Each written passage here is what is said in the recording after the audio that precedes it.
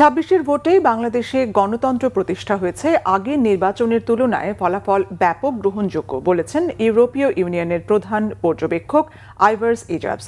বাংলাদেশের ত্রয়োদশ জাতীয় নির্বাচন নিয়ে ইইউ এর চূড়ান্ত পর্যবেক্ষণ প্রতিবেদন প্রকাশে এই তথ্য উঠে এসেছে।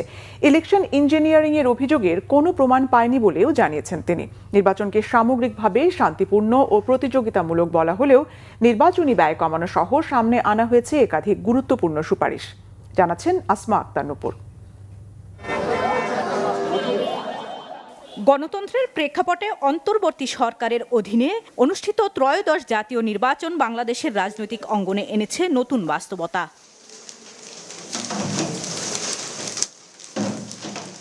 মঙ্গলবার রাজধানীর একটি হোটেলে ইউরোপীয় ইউনিয়ন পর্যবেক্ষক দল বলছে, নির্বাচন ছিল অংশগ্রহণমূলক, পেশাদারভাবে পরিচালিত এবং বেশিরভাগ ক্ষেত্রে গ্রহণযোগ্য। অভূতপূর্ব গণ আন্দোলন ও পরিবর্তনের দাবির প্রেক্ষাপটে একটি অন্তর্বর্তীকালীন সরকারের অধীনে এই নির্বাচন অনুষ্ঠিত হয়েছে। নির্বাচন ছিল প্রতিযোগিতামূলক এবং পেশাদারভাবে পরিচালিত। কিছু উদ্বেগ থাকা সত্ত্বেও নির্বাচন শান্তিপূর্ণভাবে সম্পন্ন হয়েছে। এটি অবশ্যই স্বীকৃতি পাওয়ার যোগ্য। তবে ইতিবাচক চিত্রের পাশাপাশি উঠে এসেছে কিছু গুরুত্বপূর্ণ চ্যালেঞ্জও, বিশেষ করে নির্বাচনী ব্যয়ের স্বচ্ছতা, আইনি কাঠামোর দুর্বলতা এবং ভোট গণনার প্রক্রিয়া নিয়ে রয়েছে সুপারিশ। The European Union stands ready to support national partners in implementing.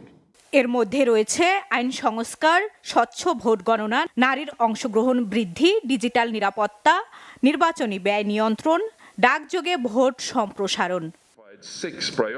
প্রতিবেদনে বলা হয়েছে, নির্বাচনী ব্যয়ের উপর কার্যকর নিয়ন্ত্রণ না থাকলে তা গণতান্ত্রিক প্রক্রিয়াকে প্রভাবিত করতে পারে। তাই ব্যয়ের হিসাব বাধ্যতামূলক ও নিরীক্ষাযোগ্য করার উপর জোর দিয়েছে ইইউ। প্রচারণার ব্যয় স্বচ্ছ ও নিয়ন্ত্রিত হওয়া জরুরি। এটি আমাদের চূড়ান্ত প্রতিবেদনের একটি গুরুত্বপূর্ণ সুপারিশ। আমরা জোর দিয়েছি যে প্রচারণার ব্যয় অবশ্যই ঘোষণা করতে হবে এবং এর নিয়মগুলো স্পষ্ট ও স্বচ্ছ হওয়া উচিত। আরও গুরুত্বপূর্ণ হলো এসব নিয়ম বাস্তবায়নযোগ্য এবং কার্যকর হতে হবে। নারীর রাজনৈতিক অংশগ্রহণ নিয়েও উদ্বেগ জানানো হয়েছে। সব মিলিয়ে নির্বাচনকে একটি অগ্রগতি হিসেবে দেখলেও ভবিষ্যতে আরও গ্রহণযোগ্য ও শক্তিশালী গণতন্ত্র প্রতিষ্ঠায় ধারাবাহিক সংস্কারের উপর জোর দিয়েছে ইউরোপীয় ইউনিয়ন। আসমা আক্তার নূপুর, বাংলাভিশন, ঢাকা।